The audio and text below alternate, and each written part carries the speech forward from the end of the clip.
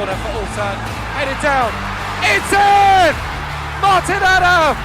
Surely the title belongs to the Tigers. You're listening to the K-League United podcast, proud partner of Football Nation Radio. Hello, annyeonghaseyo.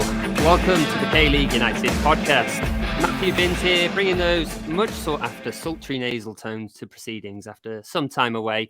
What have I missed? Well, fortunately to get me up to speed, we have Michael Redmond here. How have you been doing, Michael? Yeah, I'm okay. I've been a weekend away, sobbing over so little once again, yeah. So nothing new. Same old, as you say. Well, you may well have heard him offering up bus numbers and train times each week, in addition to some fantastic insight into K-League's various stadiums, that is. Making his pod debut proper, it's Andrew Farrel. Hi, Andrew. Hi, guys. Thanks for having me on. Oh, great to finally have you on. We're looking to get quite a lot of insight from you on some stadiums this week. And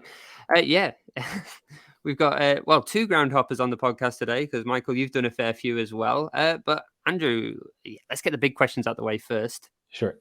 Best floodlights in the K-League? Oh, wow. The thing is, there's so many different Instagram groups about that, just floodlight chasers and this type of stuff. And people, I swear, just go to watch football to have a look at a nice floodlight. I think, honestly, I might sound a little bit biased because they're my local team, but I love the Anyang ones for some reason. I just don't understand that weird shape that they have going on at the top. Actually, when I was in Suwon FC earlier on this season, though, there's one thing I noticed. I presume they're just renovating the stadium, but they have floodlights now in Suwon FC with no lights in them. So I guess they're being renovated, but it looks really weird just to see floodlights with no lights in it. But I'm going to you caught me off guard a little with that one, but I'll probably go with Anyang just from memory so far this season. Yeah, Anyang, I do it's kind of like a triangular, a diamond-shaped floodlight, I believe, from my last visit there. But that is disappointing to hear about Suwon FC. Kind of shows the last time I went down Suwon way. But Michael, I might as well chuck the question to you as well. You've impartial to the odd floodlight. To be honest, the amount of stadiums I've been to and some of the states I've been myself, I've not been looking at floodlights. That's the last thing. I've been looking at the sky constantly going, oh my goodness, what am I watching? But it's not the floodlights I've been looking at. I will say, though, there's no floodlights in the Asia to take note of on Sunday, but what a beautiful stadium that is. Obviously, it's not Busan's stadium that they played at Gundok, but the Asia is such a beautiful stadium. I'm really glad I got to finally tick it off on the weekend. Yeah, you did. Unfortunate result. I'm sure we are going to touch on that result later. But you touch on the good stadiums. What, in both of your opinions, really, Michael? What makes a good stadium for you? For me, it's how easy it is to get to. Now, I don't mind it being in the middle of nowhere if the transportation is good enough to get there.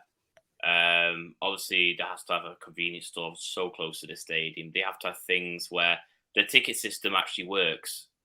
Unlike in some other places where they just wave you in. Just simple little things like that. It's like, I need a bottle of water in the height of summer. There's no convenience store 15 minutes away. It's going to take me an hour walk to get to the local KTX station. For me, it's actually the things behind the stadium and around the stadium, which is more important for me than actually what they have inside. Yeah, Songnam's away end has been guilty of that for me once with the locked in convenience. So Andrew, though, you are for listeners who haven't heard from you, you are our ground hopping columnist. So what kind of things do you look for when you go to a ground? Honestly, the most important thing is no running track. And unfortunately now, in K-League 2, there's just so many of them, but this season, K-League 1's pretty good. I mean, Suwon FC and Gangwon, I think, are the only stadiums that have a running track. But my favorite stadiums, I think, the really small ones that don't have a track, those football-specific ones. The one in Masan, Changwon is a beautiful stadium. Gangnam FC Stadium. It's such a great stadium. And like Michael is saying, things like access to trains and buses are obviously really important too. I went to see the Korea-Iceland game in November, their last game before the World Cup, and that was a brutal place to go and see a game. It's hard to get in, and there were very few people at the game, but it was still really hard just to leave there afterwards. But yeah, I like those ones that are close enough to a subway station, make it easier, no running track.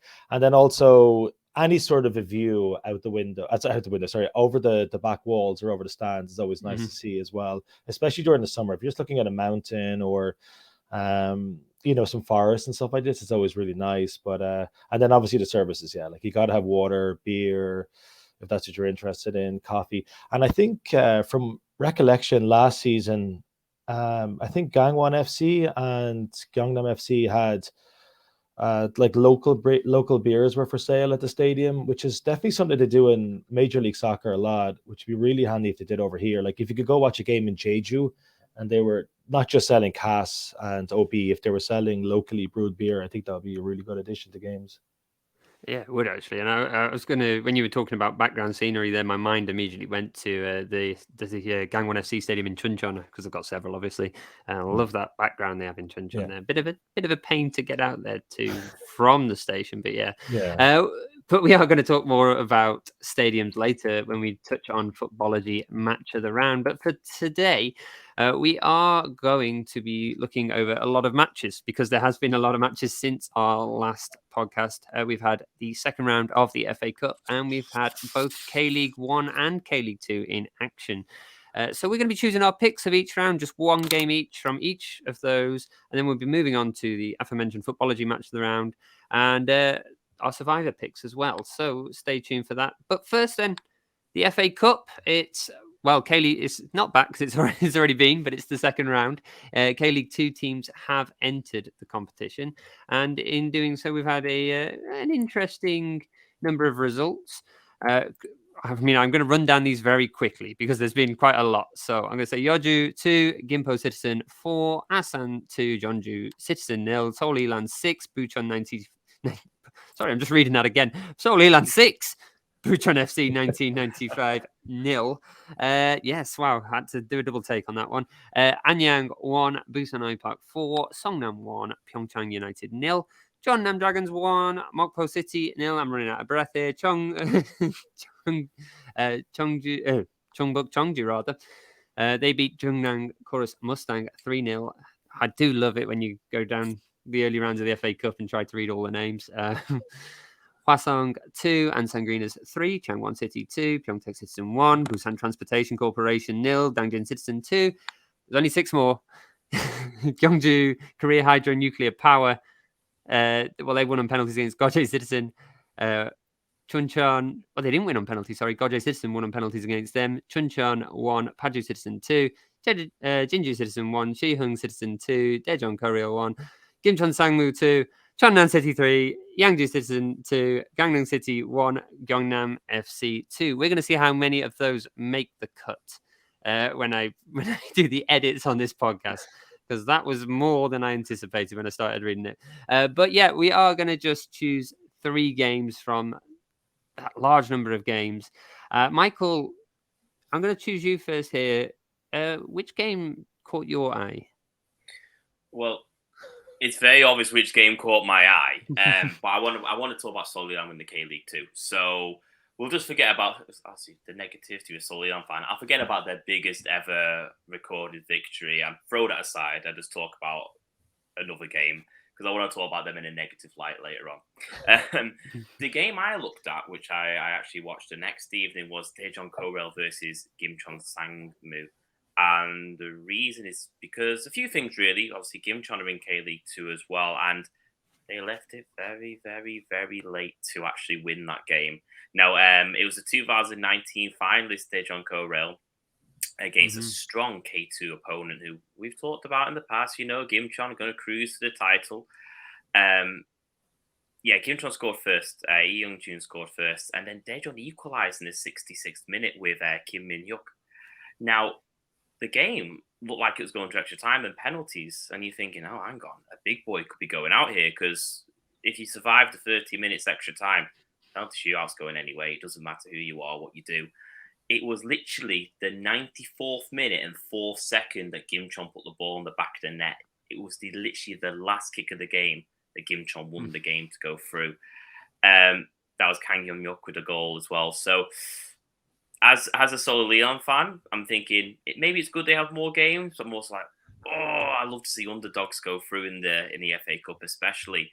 They'll face Songnam now in round 3, which is an old K-League 2 clash. And, two teams that both went down last season from the K-League 1. So that's quite interesting to see. The winner of that, they're going to face Pohang Steelers in round 4. So not an easy task for Gimcheon Sangju, I will say. But yeah, they did well, and Seoul Leon just did slightly better. Right. I believe it was your birthday as well when Seoul Leon scored those 6. So yeah, belated happy birthday there. I'm glad that the Leopards turned up for it. But yeah, they got the memo. They got the memo indeed. Andrew, I take it you haven't chosen Seoul Leland. Which game have you been looking at? No, and I was really close to going to that game as well. I kind of live halfway between Seoul Leland and Anyang. FC Anyang, but I chose the Anyang game against Busan Med Park. They're both doing well at the top of K-League 2. I thought it might have been a good game to go see. Now, full disclosure here first, like I arrived early, which I normally do when I go to a game on my own, taking some photographs, wandering around, looking at the floodlights, of course, the store at the Anyang Stadium. By the time I sat down, it was already 2-0 to Busan, so it's not going to be much use for that. But yeah, they were 2-0 up after 10 minutes. I sat down around the 12th minute. And they completely dominated Anyang in that game. And then after about 33 minutes, Park Jong-jin scored to make it 3-0. There was a funny enough moment beside me where there was a bunch of older Anyang fans, and they just did that in the universal, like, I'm fed up, I'm out of here, and they just stormed off and they gave up after that. So 3-0 was like the limit that they could put up with. So it was Choi Gon-ju, Park Jong-jin, and Choi Ji-muk scored the first 3 goals for Busan. Trey Song-bom, pulled one back for Anyang just before half time. And the second half, it was all one-way traffic, but you could see Busan were like super confident. Like they were comfortable in this. They just absorbed all that pressure. I was hoping that Anyang would score late and, give it that grand slam finish, 3-0 down to 3-2 in front of your home fans. But Bruno Lamas came off the bench and scored a 4th pretty much in the last minute of the game for Busan. They thoroughly deserved to win that 4-1. It was probably an accurate reflection of the 80 or so minutes that I had seen of it. Yako came off the bench for Anyang. He looked pretty dangerous. But other than that, for a team that pushed the Blue Wings so close last season in the relegation promotion decider, and they're probably going to have another good year this year, they were pretty poor in that game, but I was happy enough to see them bounce back at the weekend. But Busan, they got to go to Gwangju in the next round. I don't know how you guys feel about that, but I have a sneaky suspicion that Gwangju wouldn't be overly disappointed if they got knocked out. Like, there was the winner that has to come up to Seoul or Suwon to play Eland or Suwon FC. I just kind of looking how the season has started in K-League 1. I get the feeling Gwangju suddenly avoiding relegation mightn't even be the priority anymore. Like, it looks like there's, they could definitely rise up the table. So yeah, look out for Busan. I thought they were really good, and I hope they have a good K-League 2 push this season. Yeah, they've definitely started brighter, a lot brighter than they did last year anyway. And so yeah, interesting times, and it's good to see them do it so well against fellow K-League 2 opposition, as you said, that had done so well last season to nearly touch promotion. I've chosen Gangnam Citizen and Gyeongnam FC because I do like a weekend away to Gangnam, although this was midweek and I wasn't there.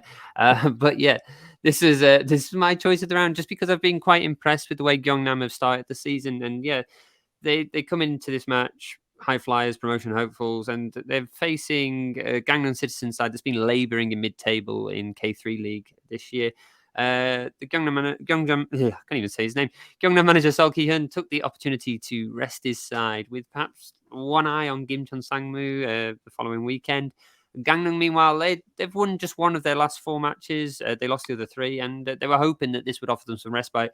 But despite rotations, Gyeongnam, they started brighter of the 2 with a young attacker, Sol Hyun-jin. He showed some early flashes of skill. He turned his way through the defence a little bit and capitalised on a backtracking goalkeeper, but the ball went over the bar. So but early flashes of his talent there on display.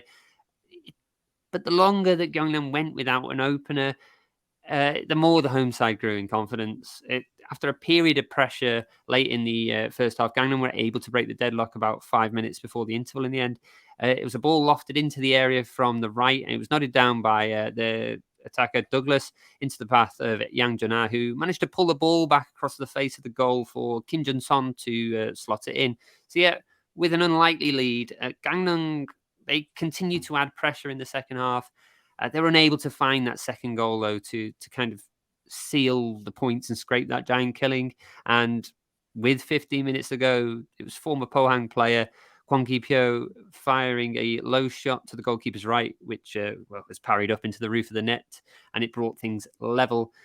The Reds, they then followed it up with Sol Hyun-jin. We mentioned him there at the beginning of the match. He capped off a good performance as he chested the ball down. He danced, weaved his way through the defensive line, and then he just slotted away to secure his side's passage to the third round. But yeah, overall, Sol Ki-hun perhaps showing his side's strength in depth and in character to edge the win here. I've been really impressed with them. I think they were unlucky last season because they lost some big players in the summer. They've had to regroup over the winter here, and he was talking a big game at Media Day, Sol Ki-hun, and I think they could very well be in amongst the promotion hopefuls come the end of the season based on this. Yeah. But yeah.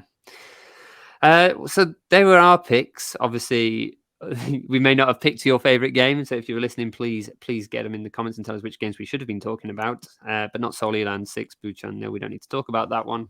But yeah, I'm not gonna run through all the fixtures because that is going to take a bit of time. But the K-League 1 teams are entering the fold. Well, the ones that aren't in the ACL anyway. So I'm just going to quickly ask the both of you, which games are you looking forward to in that third round?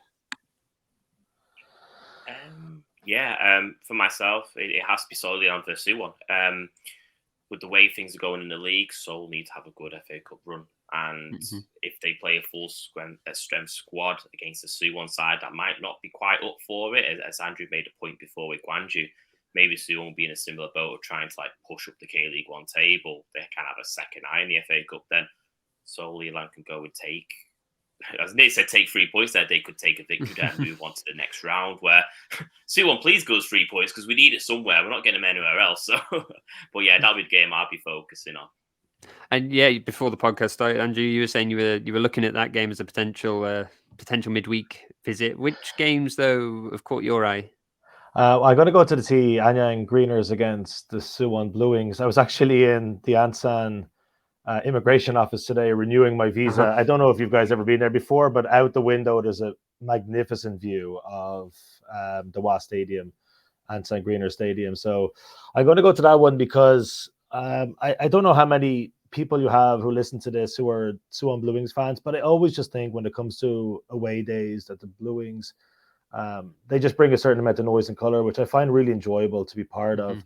I know it's a midweek game, FA Cup. They're unlikely to have a huge traveling support at that game, but there's just something grand about the idea of the Blue Wings traveling. It's not even far. It's as close to a derby as you're probably going to get in a country like Korea. So it's a short enough trip for the Blue Wing fans to make. The stadium's big. It has a running track, unfortunately, but I'm going to go see that game. But I was pretty tempted by Gimpo FC against FC Seoul. I don't know. Maybe you guys know.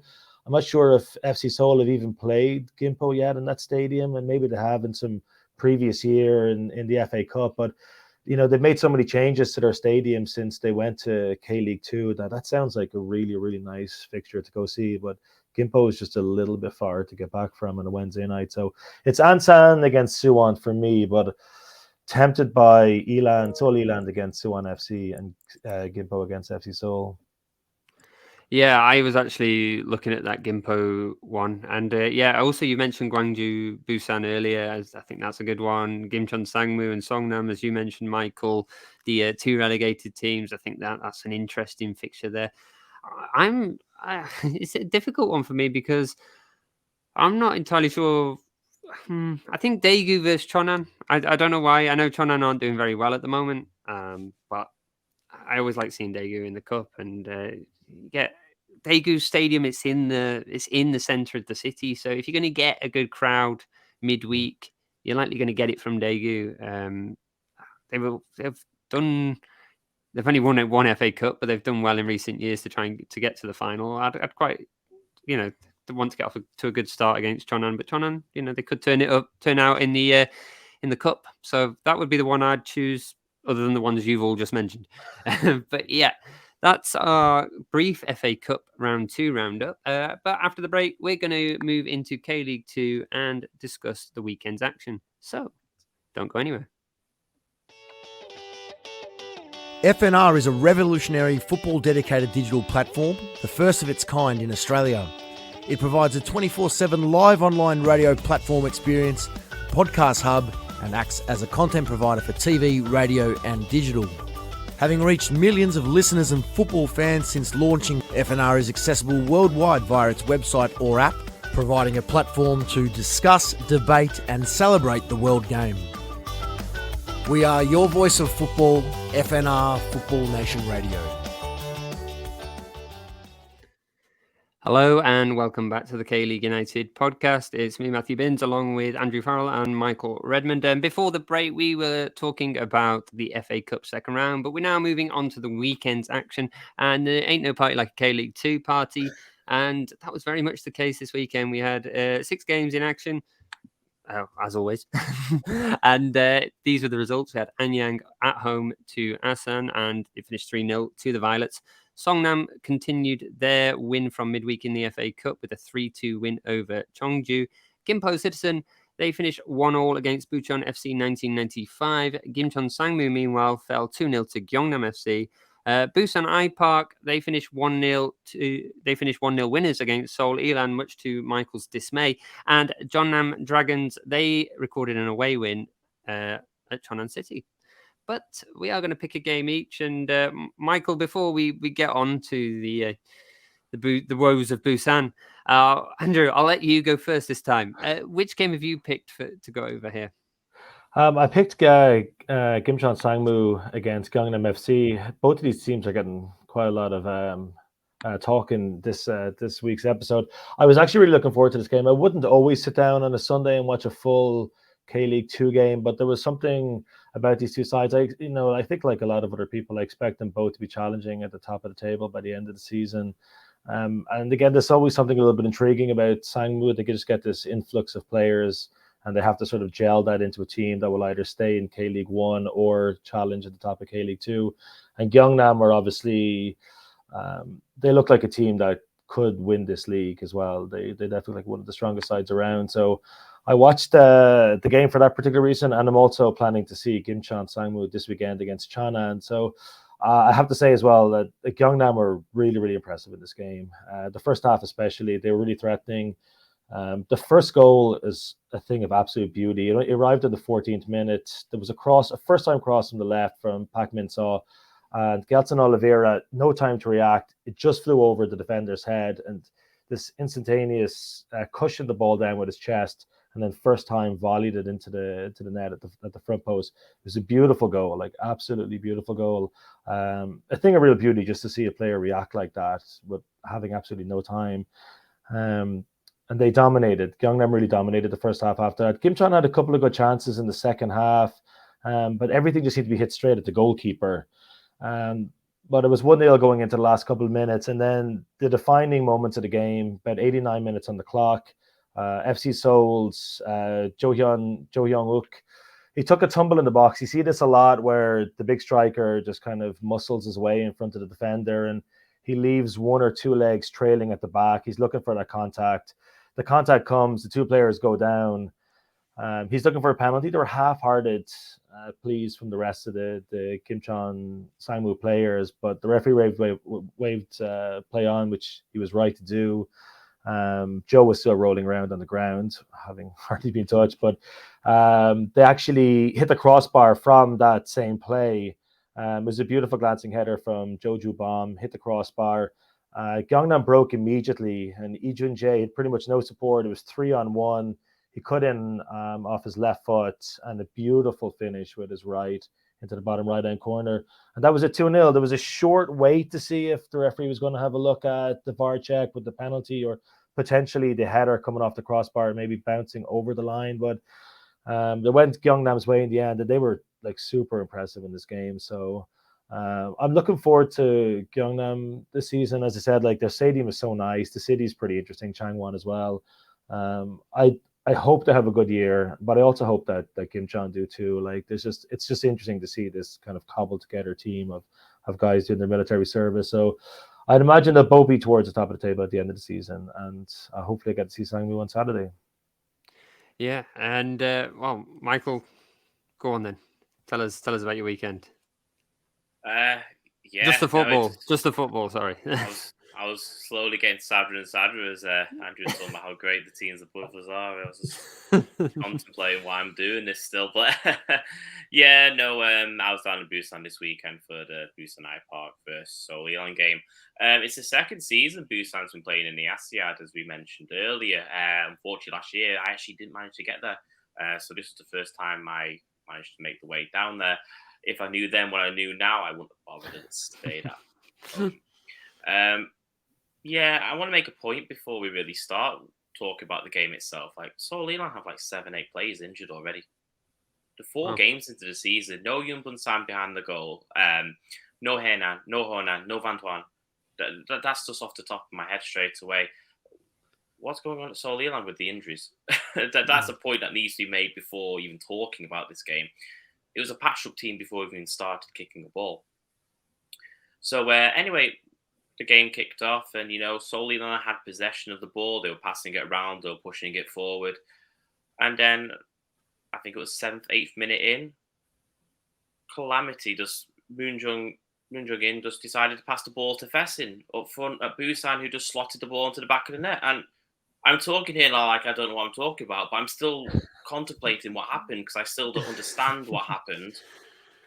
He just had all the time in the world, Moon Jung-in, and he just decided, I'm going to pass it to Fessin, Busan striker, forward.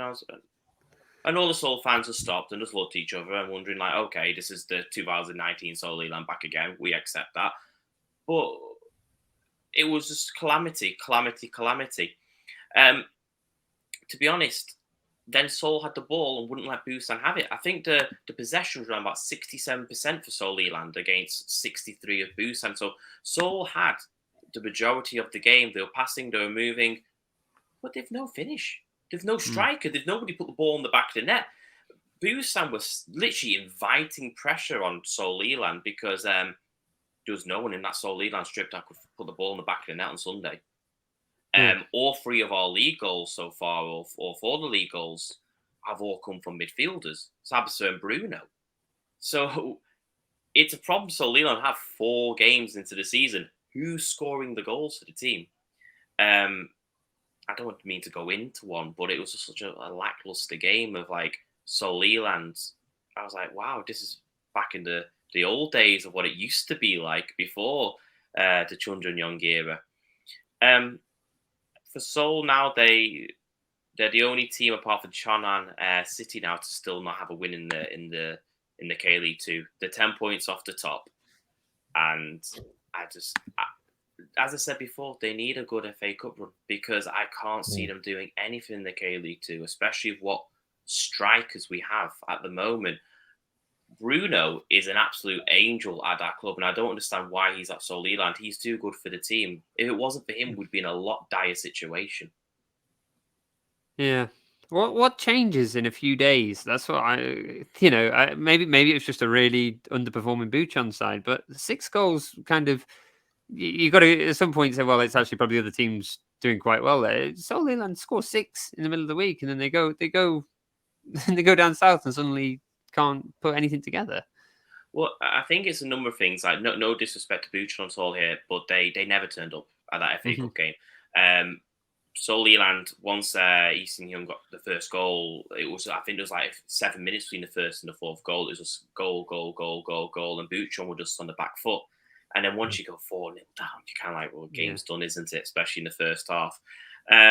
We know Busan's a good team. They've turned up this season like they didn't last year. They've turned up this year now. And maybe the idea of playing midweek there's no excuses because Busan played midweek too. Seoul don't do well away from home. Seoul never have done well away from home, but the team we don't really have much of a team because we're all injured. You just still expect just a little bit more from Seoul Ilan. Like, we came into this season expecting a big change, a new chapter. Things are going to happen. We're going to go up, not even go up, but have a playoff game at least. You know, we played 4 games. We have 1 draw and 3 losses. I give up. I don't give up, but I'm just like, I don't know what more to say to you about it. This is Soliland being Soliland. Right. Well, elsewhere there was some positive news for Songnam, who they defeated Chongbuk Chongju 3-2. This was the game I've actually picked. And yes, so after struggling to get by Pyeongtaek midweek in the cup, in addition to their underwhelming start, Songnam, they really kicked on a gear in this match, even if it was against the Division New boys, Chongbuk Chongju. Both sides, they came into this match with just a win to their name, but both also had midweek FA Cup wins to try and build momentum from. It took Songnam just 2 minutes to take the lead. Lee Jong-ho heading in a great cross from Shin Dong-un out on the right. The Magpies then just continued to control the game. They doubled their lead in the 17th minute thanks to new signing Christy Manzinga, or Christy as he's known in Korea. Picked the ball out wide on the halfway line and just drove forward, just decided I'm going to score and just drove forward. No defender was just able to stop him, and he cut inside into the penalty area and slide away from a tight angle. It was a really good individual effort. And yeah, Chongju, they did react. They got a goal on the 38th minute mark. Kim Wanguni rose up to head in, but struck the post, and his effort came straight out back to George Louise, who just did well to instinctively fire back the rebound into the empty net. They nearly made things level as well. They actually hit the crossbar. Paulinho getting by the defence and firing one, but yeah, wasn't able to get it past the Songnam keeper. And yeah, Chongju, they continued to threaten on occasion into the second half, but Songnam, they seemed in control, and that's something they haven't really been this season. They sealed the points with just under 10 minutes to spare, thanks to Manzinga once more, as he rose to convert a Kim Hyun-tae cross with a powerful header. Chongju did get a consolation, it should be said, through the head of Lee Sung-jae in the 97th minute, but yeah, Songnam were already cruising towards the second win of the season, and perhaps this is a turning point. So, yeah, new signing Christy Manzinga, he could well prove to be the boost that they were looking for, and if they're going to have any chance at promotion this season. But yeah, they were our 3 choices for K-League 2. Obviously, again, if we've not said your team, well, tough luck this week. We'll try to fit them in next time. But there are 6 matches on the weekend on Saturday, April 17th and Sunday, April 8th. On Saturday, April 7th and Sunday, April the 8th. And we have Cheonan City versus Gimcheon Sangmu, Bucheon FC versus FC Anyang. Jeonnam Dragons are at home to Songnam. Chongbuk Chongju, meanwhile, are at home to Gimpo Citizen. Seoul Eland take on the Ansan Greeners, while Cheongnam Asan, they take on Busan iPark. Anybody, which games are you looking forward to there? Andrew, I'll throw this one to you first. Yeah, well, I'm going to the game in Cheonan, so I'll pick that one just for that reason. Maybe I get to see Cheonan's first point. I saw them a couple of weeks ago against Cheongnam Asan, and they were unlucky in that game. I think they lost 1-0 in the 80th minute or something. They were holding on for a while. So Cheonan against Gimcheon. Actually, I've never been to that stadium. That's like the main reason I'm going to. But like Bucheon against Anyang is always a decent game as well. They're 2 teams that are really close to each other. So, and probably by the end of the season, they'll both be challenging towards the top of the table. Yeah, Michael, I know you've got your eyes on the Seoul Elan game. Is that the game to be watching this weekend? Definitely not. 100% not. The eyes should be on the Bucheon game versus the Anyang game, in my opinion. Definitely, that's the game for me, which is going to be fireworks, if anything. I will be begrudgingly dragging myself to Mokdong on Sunday to watch Seoul Elan versus Ansan Greeners. But yeah, all eyes on Bucheon versus Anyang, because that should be tasty, as Andrew said. 2 teams that are going to be up there come the end of the season for sure. All right. Well, yeah, I'll match you on that one. I'll say Bucheon FC versus FC Anyang. That's the one you should be keeping eyes out for this weekend if you're watching K-League 2. But if you're watching K-League 1, well, we're going to be recapping that after the break and also previewing the weekend's action. So don't go anywhere.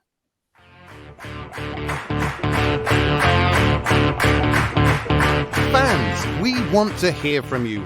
You're encouraged to email KLU at info@kleagueunited.com or tweet at KLeagueUnited with any questions, comments or reactions. Or ask directly during one of our live shows.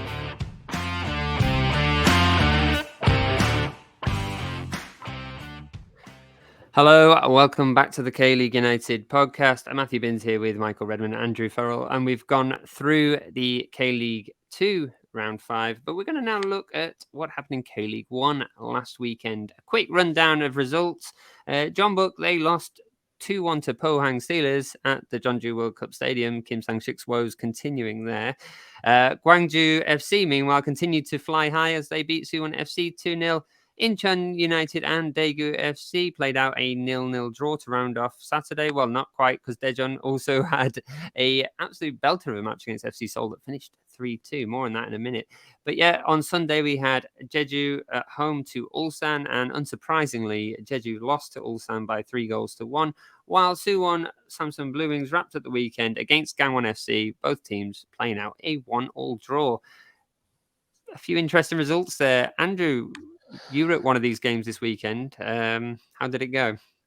It seems nice to get to talk about this game. Like, Michael's been forced to, confront his demons in this show so far. So let's bring Jeonbuk Motors against Pohang Steelers onto the table here. Look, I mean, I didn't see the protest after the game. I brought a friend along who'd never been to a K-League game before. And it's always exciting when you do that for the first time and you show somebody around. But you could sense that there was, you could sense there were protests going on. I mean, they were handing out those placards before the game and Kim Sang-sik out and whatever. There was very little chanting and cheering apart from when Jeonbuk Motors scored. So, but the game was obviously decided at halftime. Double substitution. Kim Gi-dong brought on Baek Sang-dong and Zika. I remember watching Baek Sang-dong play for Anyang for the last couple of seasons, and he's a real player. The little number 10 for Pohang. He's only about 5'7" or something, but he's 2-footed. He's a really good player. And I was happy to see him making the move up to a team as big as the Pohang Steelers for this season, because he nearly carried Anyang towards K-League 1 promotion last season. But his introduction at halftime with Zika has just changed everything. I actually thought that Jeonbuk Motors were really unlucky in the first half. They didn't really look like a team that's a bit of a shambles so far this season. The first few minutes were dreadful. They could have gifted Pohang a couple of early goals, but after that they settled down. And Song Min-gyu, like, much to the annoyance of the away fans, was really busy in that first half. Silva had a couple of chances. They both went like inches left of either post, left and right post. And like, maybe on another day in another season, Jeonbuk take a deserved 2-0 lead in at halftime, which I don't think anybody who was there would have denied they merited that. The first goal was a bit of a fluke. Shim Sang-min took a shot from distance. Roo Jae-moon took a shot from distance. Took a deflection of Shim Sang-min and wrong-footed the goalkeeper. But they were well worth their 1-0 lead. They probably could have scored another one. But the second half was definitely all. Pohang began to exert a lot of pressure in the second half. And Baek Sang-dong scored the equalizer. It was a sloppy enough goal from Jeonbuk's point of view. He took a shot that was deflected, and it just seemed to land at his feet again. And he tucked it away beautifully with his left foot. And it was his cross then in the 97th or 98th minute off his right foot this time. The Zika header was a beautiful header. Zika into the right corner from the penalty spot. He was under a lot of pressure too. It was a really, really good goal to wrap up a game like that. So obviously there was plenty of annoyance from the fans around us, but I don't mind saying this either, because we're actually sitting across from the main stand because the view was obviously amazing there, but there was just a sense of inevitability about Pohang scoring at the end. And we actually moved to behind the goal, beside where the Pohang fans were cheering, just to kind of get a view from that side of the stadium. And Zika's header was right in front of us. Like it hit, like it clipped a net bang on in front of where we were sitting. It was a great place to see it unfold. But it was just, I think that's the problem with Jeonbuk now. They should have been 2 or 3-0 up at halftime. But yet at the same time, it just felt inevitable that they're going to get clawed back and lose that game. Yeah, it's becoming quite a a repetitive story for John Buck at the moment. There's been quite a bit of promise at times, but then they just fade away in matches, and the inevitability that they're going to not get the points. It's like the veil is lifted now. There used to be that aura about them. Like teams could go there and John Buck would just turn up, and teams would sit back and they'd not take those risks. And for me, I feel like nobody's scared of them anymore. And it is really cliche, but it's true. Like just watching teams week after week just challenge them, and John Buck haven't got the answers. They haven't got the answers. The manager hasn't got the answers. He's got such talent at his disposal, and just failing to get the best out of them. I mean, I give him some due. It's probably not the best John Buck squad, but it's. I mean, it's unbelievable. Like you can't argue with the players in that squad. Like 10 out of 12 teams, those players are first team players in any other squad. So it's like, yeah, no, it's. I don't really know the answer from a John Buck perspective. I think, unfortunately for Kim Sang-shik, I'm worrying that. What do you think of like Junimano? Because I saw a lot of Ulsan last season. I want because I mean that their title race with John Buck was so interesting last year. I was in Gangwon when they won the championship. I tried to follow them around because there was just that sense of they were going to finally do this after 16, 17 odd years. Junimano was such a good player last season. He was really exciting to watch. But watching him on Saturday against Pohang, like Song Min-gyu was definitely the bigger threat, certainly in the first 60 odd minutes of that game. I just get the feeling that they don't really know what to do with him. They can't sort of get the best out of him. That he looked like much more of a I don't know what you say. Like he seemed to be a lot more creative when he was at Ulsan last season. Definitely. I think he was played out wide. I think the fixture said the starting list said he was being played out wide, which I don't personally think is his best position. I quite like him behind the striker, but John Buck's woes continue, and well, they're now blocking buses. So that's where things stand in Jeonju at present. Michael, save me from my self misery. Who are you watching this weekend? I don't feel sorry for you at all. I don't even know what silverware looks like. So yeah. Okay, we'll move briefly on. You've had enough pain already. Yeah. I also, at the same time, had my own Suwon Samsung Blue Wings versus Gangwon. Now, it was a quieter Big Bird on Sunday as fan groups have come out and boycotted the game due to the team's poor performance. Suwon has still not won yet this season, the K-League 1. They faced Gangwon FC, who also haven't won, so it was something had to give. Bassini scored literally in the 48th minute, so 45th minute plus 3 minutes of injury time to put Suwon ahead at the death of the first half, really. And Gangwon then scored in the 74th minute with Kim Jin-ho. Now, it was quite an even game, really. Like, shots were kind of similar, 10 shots Suwon against 12 shots to Gangwon. And Suwon had like 54% possession against 48. So it was quite an even game.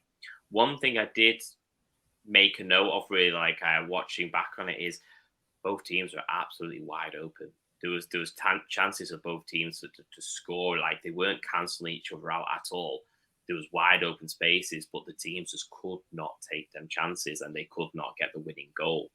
You've got to really ask questions now about Lee Byung-gun as his time in charge of Suwon, because we're looking at a team here now, Suwon Blue Wings, who people a few years ago were like, you're ACL contenders, the ACL qualifying top 4 in the K-League 1, and I am seriously worried about them this season. About, never mind playoff relegation games, I'm talking automatic promotion, relegation, sorry, because I think personally it's them, Jeju and Gangwon, which are going to be the ones struggling this year. And the first team to hit their stride, and it will happen, one of these 3 teams will hit their stride and they will start winning games. They're just going to leave the other 2 teams in the dust.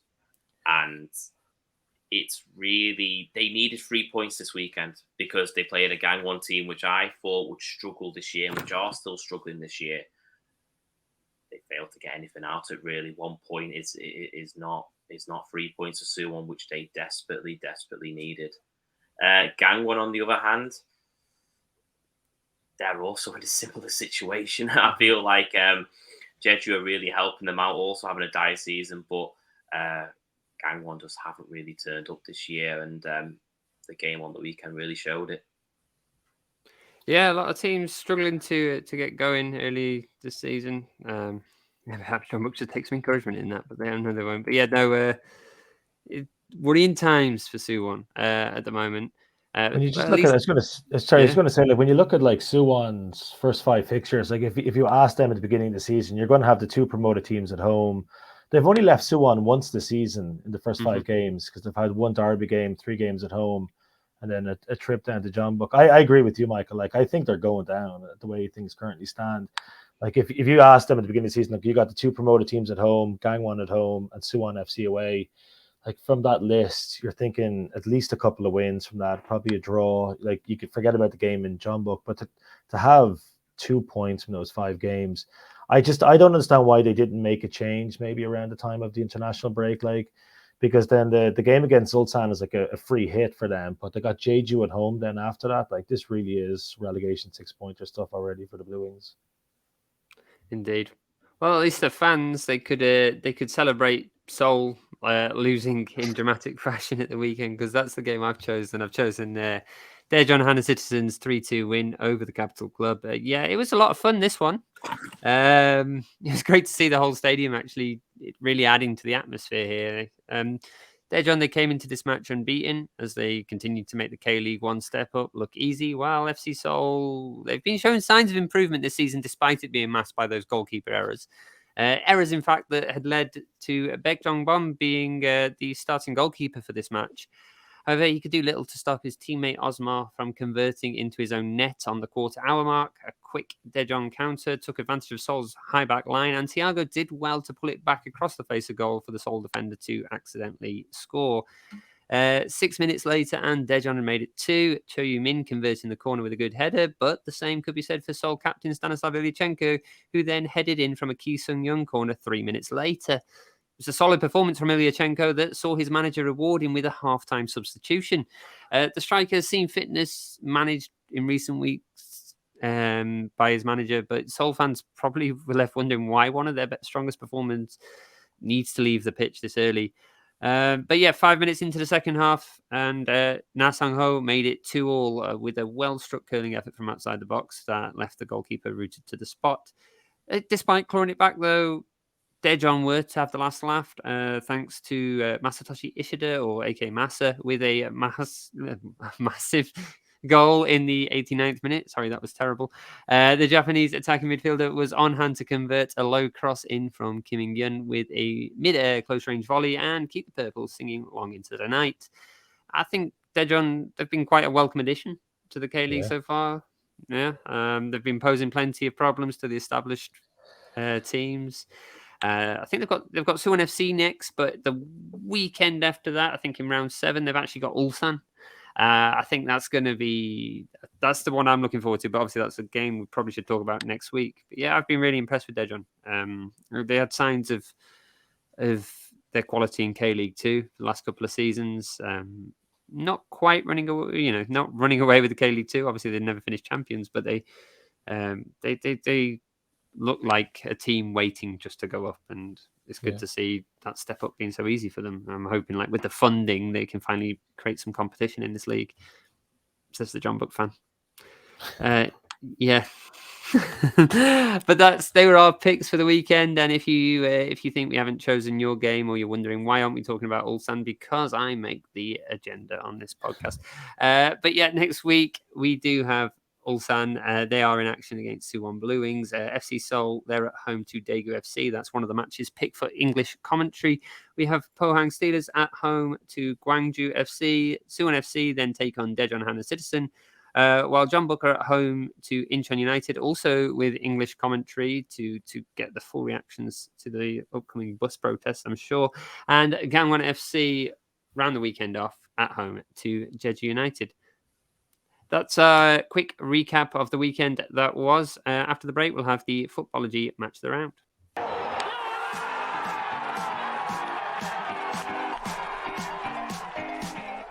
Footballogy is a football app like no other.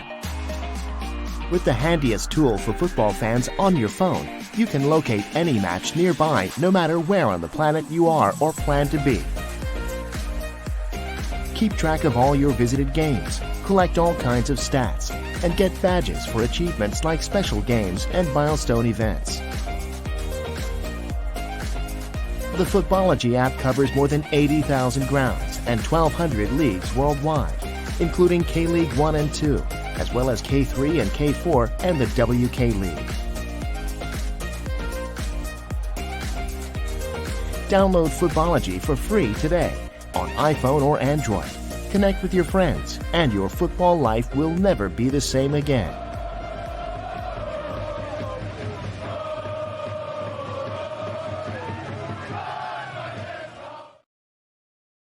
Welcome back to the K-League United podcast. Right, it's time for the Footballogy Match of the Round, and doing it live this week. Andrew, what is the Footballogy Match of the Round?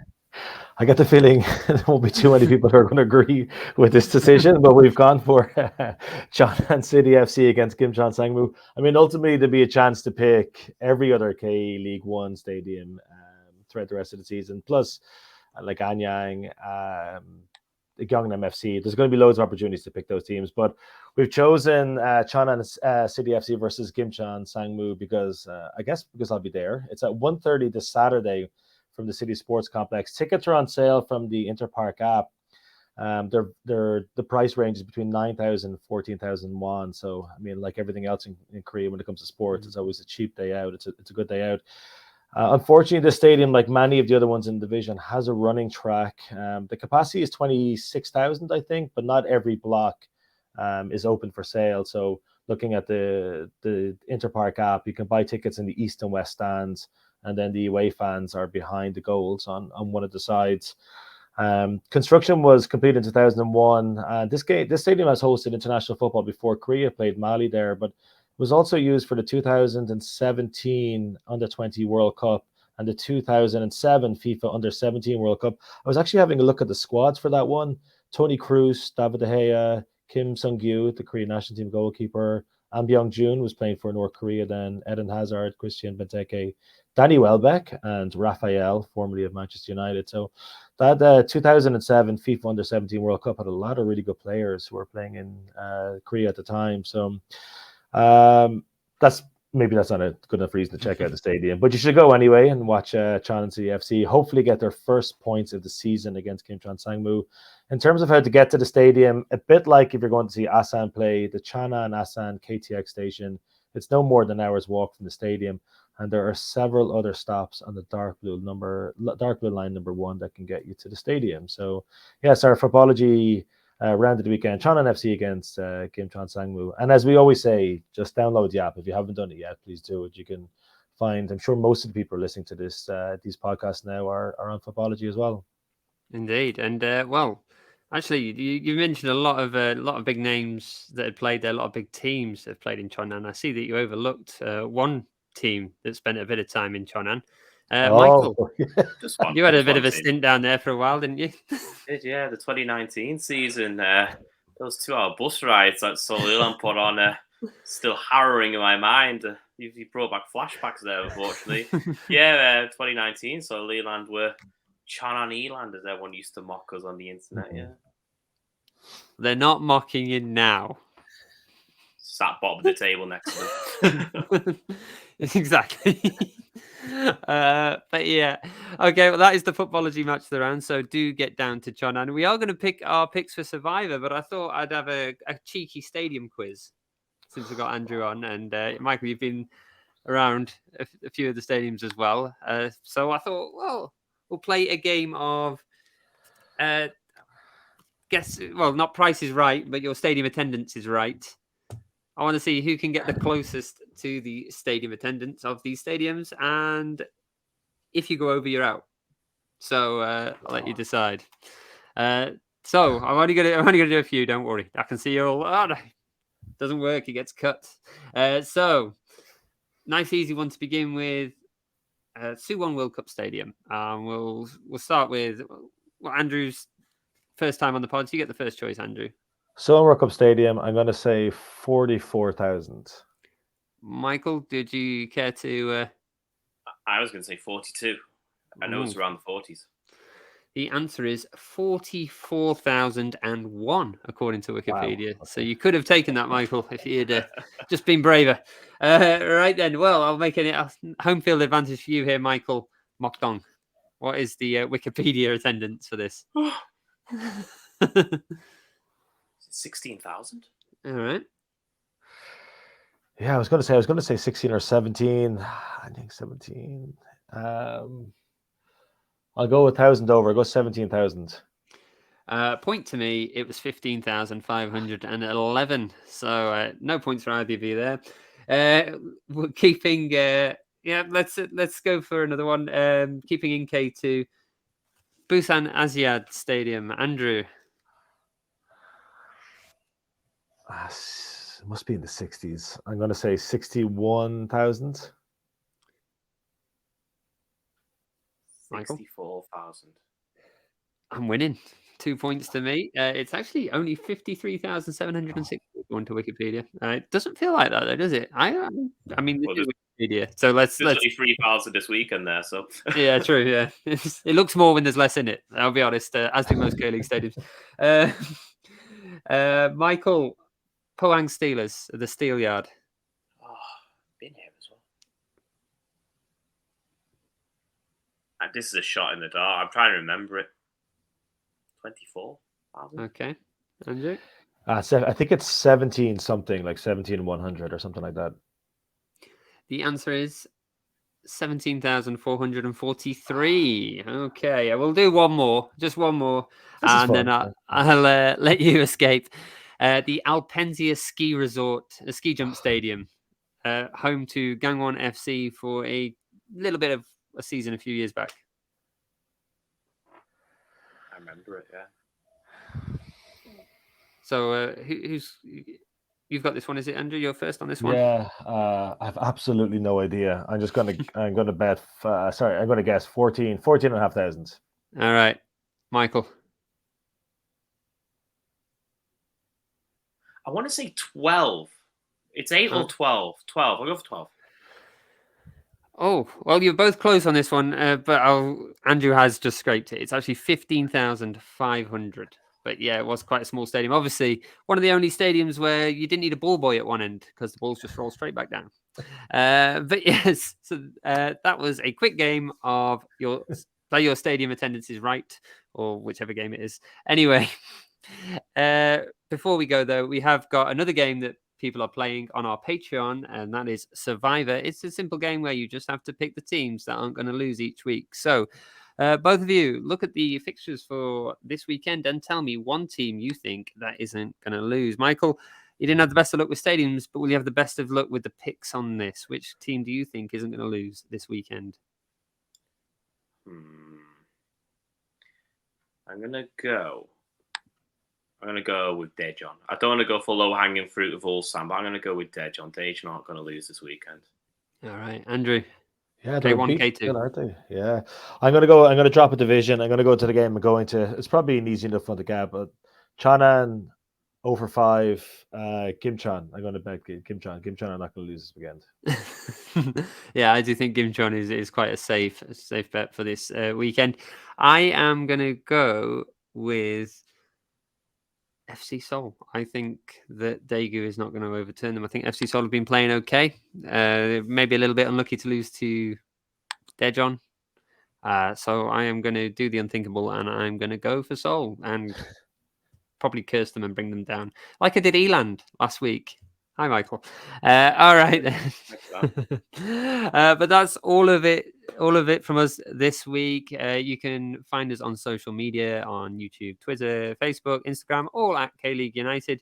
You find us at KLeagueUnited.com, where we have previews, we have our stadium guides, and many other things going on over there. We also have lots of previews on KLeague.com, so please keep an eye out over there. And if you want to do more than follow us, if you'd like to support us, you can do so at patreon.com/KLeague United. You can do so at tiers from as low as $3. Okay. And that's it from us this week. Thank you to my guests Andrew and Michael. I've been Matthew Binns, and we'll see you next week. Goodbye, everyone.